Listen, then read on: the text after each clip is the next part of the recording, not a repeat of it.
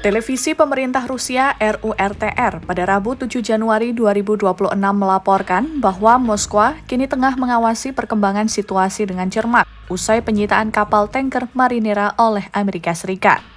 Kementerian Transportasi Rusia menyebut tindakan Washington telah melanggar konvensi PBB tentang hukum laut.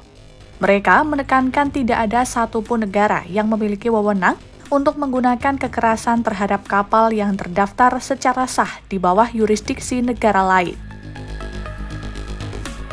Москва внимательно следит за сообщениями о высадке американских военных на судно «Маринера» под российским флагом. Об этом сегодня вечером там напомнили, что действия американской стороны нарушают Конвенцию ООН по морскому праву, и никакое государство не может применять силу против судов, надлежащим образом зарегистрированных в юрисдикциях иных государств.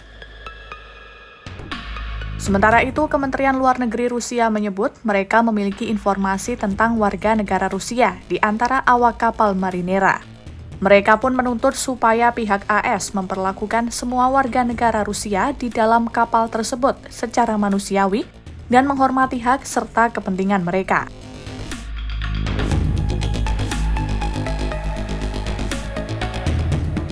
Sebelumnya, pejabat Departemen Pertahanan AS pada Rabu 7 Januari mengeklaim pihaknya telah menyita 2 kapal yang diduga terkait dengan Venezuela di Atlantik dan Karibia.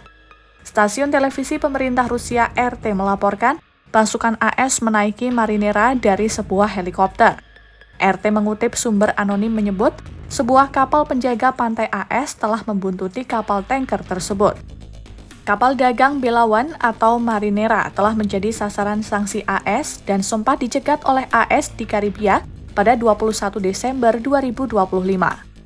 Operasi tersebut dilakukan setelah Marinera berhasil menerobos blokade maritim AS terhadap kapal tanker yang dikenai sanksi berlayar dari dan ke Venezuela.